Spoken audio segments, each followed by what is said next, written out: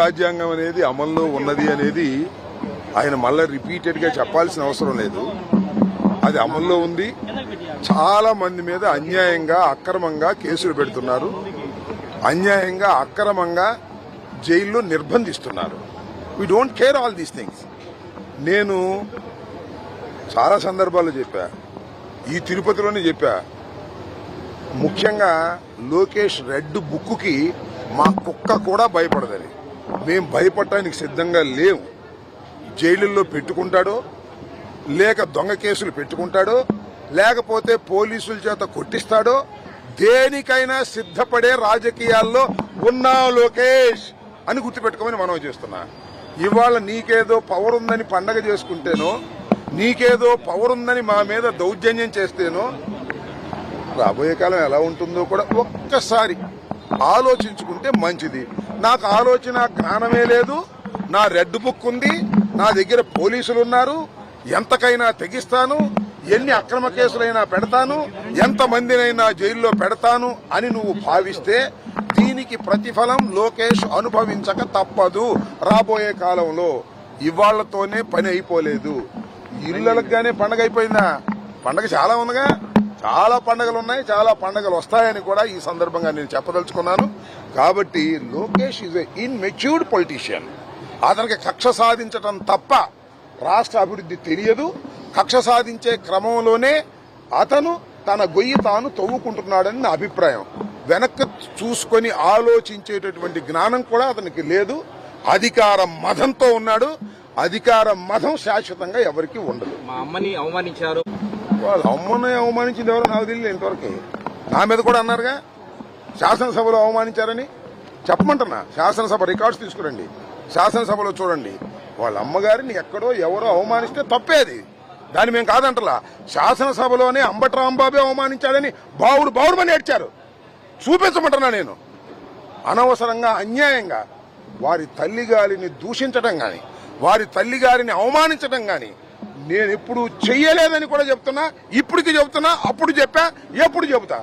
నేను అవమానించినట్టుగా ఏదైనా ఉంటే చూపించమని అడుగుతా ఉన్నా. ఊరికినే మా తల్లిని అవమానించారు, మా నాన్నను జైల్లో పెట్టారు అంటే మీ నాన్న జైల్లో పెట్టి కనపడంలో జైల్లో పెడతావా?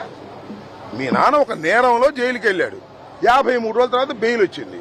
అందువల్ల ఇవాళ కనపడంలో జైల్లో పెడతాను, జోగి రమేష్ని జైల్లో పెడతాను, చెవిరెడ్డి భాస్కర్ రెడ్డిని జైల్లో పెడతాను, వైఎస్ఆర్ కాంగ్రెస్ పార్టీ కార్యకర్తల్ని నాయకుల్ని అందరిలో జైల్లో పెడతాను. పెట్టుకో, ఏమైంది? జైల్లో పెడితే చచ్చిపోతామేంటి? జైల్లో పెడితే రామా బయటికి? మీ నాన్న రాలేదా? జగన్మోహన్ రెడ్డి రాలేదా? ఏంటి ఇవన్నీ మాకేం కొత్త కాదని కూడా ఈ సందర్భంగా నేను మనవి చేస్తున్నాను. నువ్వు జైల్లో పెడితేనో, నువ్వు కేసులు పెడితేనో, నువ్వు సవాళ్లు చేస్తేనో, నువ్వు రెడ్ బుక్లు చేస్తేనో ఎవడు భయపడడు. భయపడటానికి సిద్ధంగా లేము. దీని ప్రతిఫలం అనుభవించడానికి నువ్వు సిద్ధంగా ఉండు. పిల్ల లోకేష్, నీవు పిల్లోడివి, నీకు తెలియదు. మీ నాన్న ముఖ్యమంత్రి అయ్యాడని, నువ్వు గెలిచానని ఏదో సంబరాలు చేసుకుంటున్నావు. అవన్నిటికీ కూడా మీరు చూశారుగా, సంవత్సరంన్నర అయింది. ఎంత ప్రజల్లో తిరుగుబాటు వచ్చిందో నేను ప్రత్యేకంగా మీకు చెప్పాలా? మీకు తెలియదా? ఆ రోజున ఎలా ఉన్నాం మేము? ఎలక్షన్ వచ్చిన నెల రోజులు ఎలా ఉన్నాం? సంవత్సరానికి ఎలా ఉన్నాం? సంవత్సరంన్నరకి ఎలా ఉన్నాం? 3 సంవత్సరాలకి ఎలా ఉంటామో చూస్తారు మీరు. 4 సంవత్సరాలకు ఎలా ఉంటామో చూస్తారు మీరు. దేదీప్యమానంగా ద్విగుణీకృతంగా జగన్మోహన్ రెడ్డి గారి మీద క్రేజ్ పెరుగుతూ ఉన్నది. అరే తప్పు చేశామే, అన్యాయంగా కూటమికి ఓటు వేశామే, కూటమికి ఓటు వేసినందుకు కక్షలు కార్పణ్యాలు తప్ప ఏ అభివృద్ధి లేదే, ఏ సంక్షేమ కార్యక్రమాలు సక్రమంగా అమలు చేయటం లేదే అని ప్రజలు రిపెంటెన్స్ వస్తున్నారు. ప్రజలు పునరాలోచనతో వస్తున్నారు. లేకపోతే ఏంటండి, జగన్మోహన్ రెడ్డి బయటికి వెళ్తే అంతంతమంది జనం వచ్చి ఏముందని జగన్మోహన్ రెడ్డి దగ్గర పవర్ ఉందా? సంతకానికి విలువ ఉందా? ఏమీ లేదు. ఆయన చేసిన గొప్ప పనుల వల్ల ఆ మహానుభావుణ్ణి మనం ఓడించుకున్నామనేటువంటి బాధతో, దుగ్ధతో ఆయన ఎక్కడికి వెళ్తే అక్కడ వేలాది లక్షలాది మంది ప్రజలు వస్తున్నారంటే అర్థం చేసుకు సావండి. మీ దుంపదెగా, మీ గొయ్యి మీరు తవ్వుకోకండి అని చెప్పదలుచుకున్నా. మా గొయ్యి మేము తవ్వుకుంటాం, మా లోకేష్ చెప్పింది మేము వింటాం, మా పార్టీ అంతా లోకేష్ వెనకనే వెళ్తాం, లోకేష్ సరాసరి వెళ్ళి బంగాళాఖాతంలో దించినా మాకు ఇష్టమే అని అనుకుంటే వెళ్ళండి, బంగాళాఖాతంలో దిగండి. మీ రెడ్ బుక్కి, ఇంకొక దానికి, మీ పోలీసు వ్యవస్థ చేసేటటువంటి దౌర్జన్యాలకి, ఎవడు భయపడడానికి సిద్ధంగా లేడు. వేసుకుంటే వేసుకొని లోపల వెళ్ళిపోతాం, దానిలో ఏం సందేహం లేదు. ఎవడు కదన్నాడు? జీవితాంతం పవన్ కళ్యాణ్ గారిని కలిసే ఉండమనండి, మాకు ఏ విధమైన అభ్యంతరము లేదు. కలిసి ఉంటేనే మంచిదని మేము అనుకుంటాం. కలిసి ఉంటే కలదు సుఖం వాళ్ళకు కాదు మాకు. నేను మీకు చెప్తున్నా, మీరు ఒకసారి విశ్లేషణ చేసుకోండి. ప్రభుత్వ వ్యతిరేకత పెరిగిన తరువాత ప్రభుత్వ వ్యతిరేక ఓటు చీలకోకుండా ఉండాలి అంటే ఆ కూటమి కలిసి ఉండవలసిందే. ఉంటేనే ప్రయోజనం. వాళ్ళు కలవడం వల్ల అప్పుడు ప్రయోజనమైంది వాళ్ళకి. ఎందుకంటే మా యాంటీ ఎస్టాబ్లిష్మెంట్ చీలకోకుండా మొత్తం వాళ్ళకే పడింది, వాళ్ళ యాంటీ ఎస్టాబ్లిష్మెంట్ కూడా చీలకోకుండా మొత్తం మాకే పడుతుంది.